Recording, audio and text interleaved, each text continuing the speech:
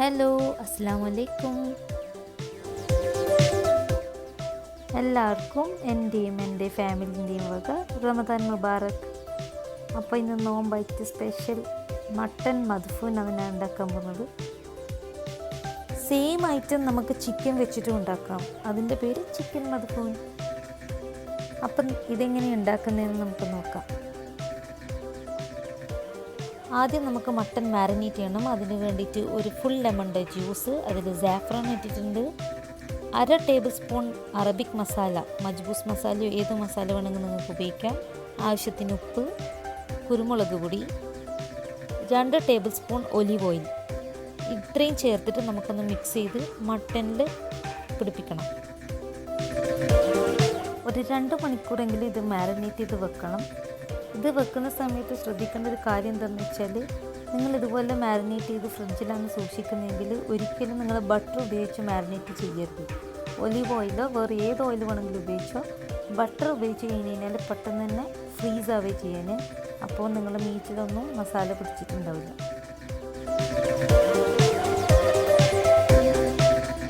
ഇതേപോലെ തന്നെയാണ് ചിക്കൻ്റെ കാര്യത്തിൽ നിങ്ങൾ മാരിനേറ്റ് ചെയ്യുമ്പോൾ ചെയ്യേണ്ടത്. ചിക്കന് സ്കിൻലെസ് വേണമെങ്കിൽ ഉപയോഗിക്കാം, അതായത് സ്കിന്നോട് കൂടിയിട്ട് വേണമെങ്കിൽ നിങ്ങൾക്ക് ഉപയോഗിക്കാം.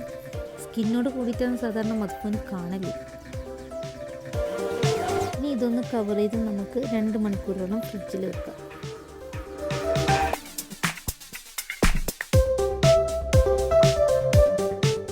ഇനി നമുക്ക് 20 മിനിറ്റോളം മന്തി റൈസ് സോക്ക് ചെയ്യാൻ വെക്കണം.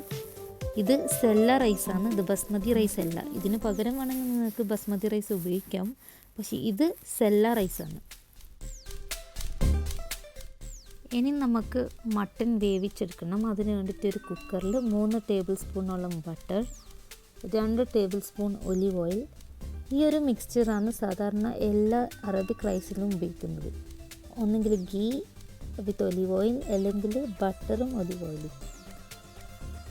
ഇനി ഗരം മസാലേൻ്റെ ഐറ്റംസാണ് ആഡ് ചെയ്ത് കൊടുക്കേണ്ടത്. നിങ്ങൾക്ക് ഇഷ്ടമുള്ള ഏത് ഐറ്റംസ് വേണമെങ്കിലും ആഡ് ചെയ്യുക, പക്ഷേ കുറച്ച് മാത്രം ഇട്ട് കൊടുത്താൽ മതി.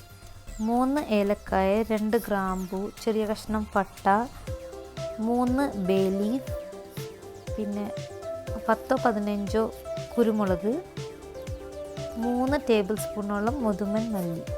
ഇത്രയാണ് ഞാൻ ഇട്ട് കൊടുത്തിട്ടുള്ളത്.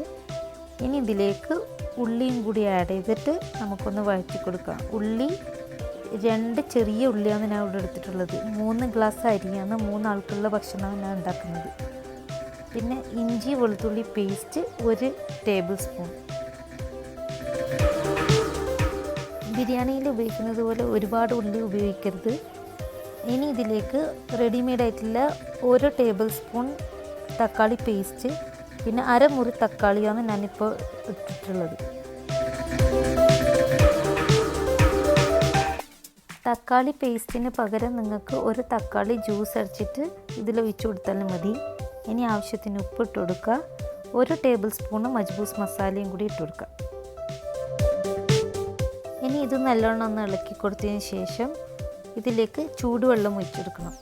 വെള്ളം ഒഴിക്കുമ്പോൾ സൂക്ഷിക്കേണ്ട കാര്യം എന്താണെന്ന് വെച്ചാൽ, 3 ഗ്ലാസ് റൈസാണ് നമ്മൾ ഇപ്പോൾ എടുത്തിട്ടുള്ളത്.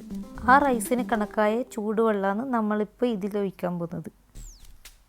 1 ഗ്ലാസ് അരിക്ക് 1.5 ഗ്ലാസ് വെള്ളം എന്നാണ് കണക്ക്. അതായത് ഇപ്പം 3 ഗ്ലാസ് അരിയാണ് ഞാൻ എടുത്തിട്ടുള്ളതെങ്കിൽ 4.5 ഗ്ലാസ് വെള്ളം. അത് ഞാനിപ്പോൾ ഇവിടെ ഒഴിച്ചു കൊടുത്തിട്ടുണ്ട്.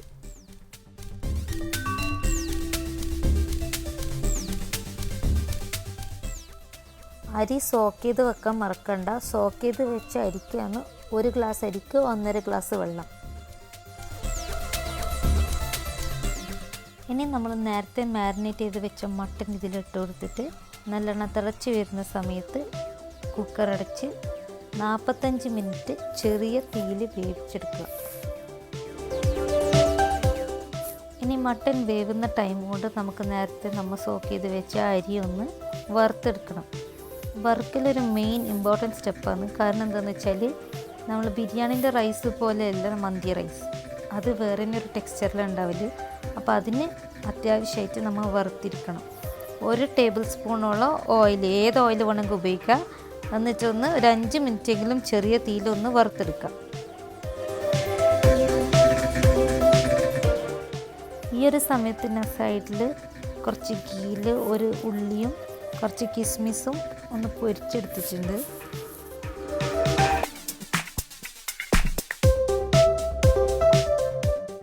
നാൽപ്പത്തഞ്ച് മിനിറ്റിന് ശേഷം ഞാൻ കുക്കറൊന്ന് ഓപ്പൺ ചെയ്ത് നമ്മൾ മട്ടൻ ഒന്നെടുത്ത് മാറ്റി വെച്ചിട്ടുണ്ട്.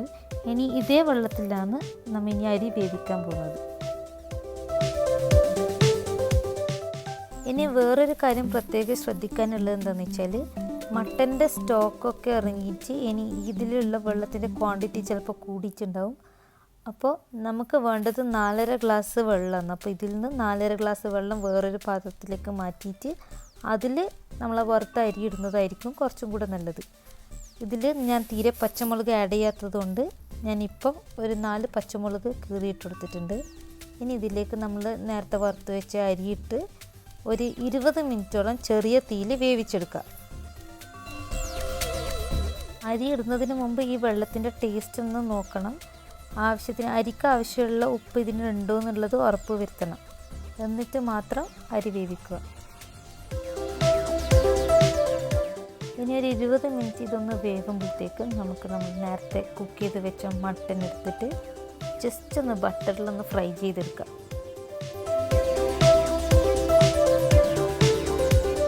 ഇതേ സമയത്ത് ഞാൻ ഒരു പീസ് മട്ടനും കൂടെ വേറെ വേവിച്ചെടുത്തിട്ടുണ്ട്. കാരണം ഇതിൻ്റെ മട്ടൻ്റെ ക്വാണ്ടിറ്റി കുറവായതുകൊണ്ട് ഒരു പീസും കൂടെ ഞാൻ വേറെ വേവിച്ചിട്ടുണ്ട്. മട്ടൻ എടുക്കുന്ന സമയത്ത് ഇതുപോലുള്ള വലിയ പീസുകൾ എടുക്കാൻ എപ്പോൾ ശ്രദ്ധിക്കണം.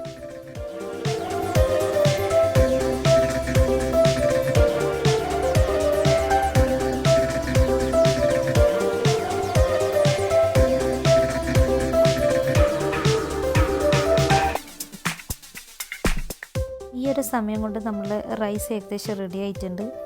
ഈ റൈസ് ഇളക്കുന്ന സമയത്ത് സൂക്ഷിക്കണം. ഇത് അരി പൊട്ടാത്ത രീതിയിൽ വേണം ഒന്ന് ഇളക്കിയെടുക്കാൻ.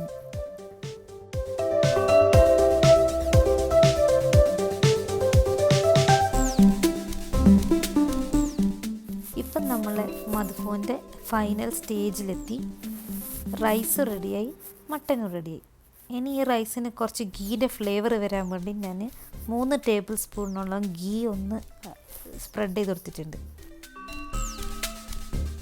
റിയൽ മദ്ഫൂൻ്റെ ഒരു സ്റ്റൈല് വരാൻ വേണ്ടിയിട്ട് കുറച്ച് റൈസിനായി ഇതിൽ നിന്ന് മാറ്റി വെച്ച് അതിൽ റെഡ് കളറും കുറച്ച് സാഫ്രോണും കൂടെ ഇട്ട് ഒന്ന് റോസ്റ്റ് ചെയ്ത് വെച്ച് അത് ഞാൻ ഒന്ന് ഇതിൽ സ്പ്രെഡ് ചെയ്തിട്ടുണ്ട്. ഇനി നമ്മൾ മട്ടനും വെച്ച് കുറച്ച് ഫ്രൈഡ് ഓണിയനും കിസ്മിസെല്ലാം ഇട്ട് നമുക്കിതൊന്ന് പുകയിച്ചെടുക്കണം.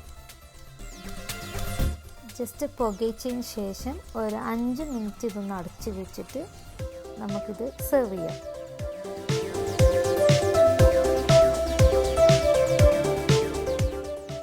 അപ്പം നമ്മളെ മട്ടൻ മദ്ഫൂൻ ഇപ്പോൾ റെഡി ആയിട്ടുണ്ട്.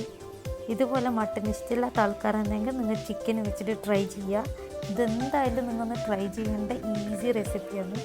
ഇഷ്ടമായെങ്കിൽ ലൈക്ക് ചെയ്യാനും ഷെയർ ചെയ്യാനും സബ്സ്ക്രൈബ് ചെയ്യാനും മറക്കണ്ട.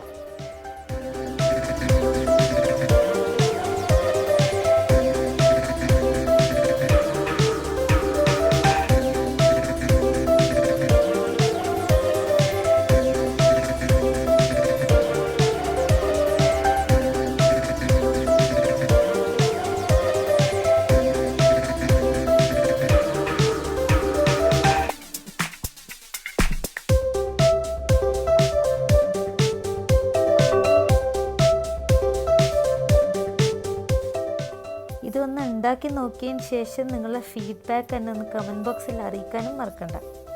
അപ്പോൾ താങ്ക് യു ഫോർ വാച്ചിങ്.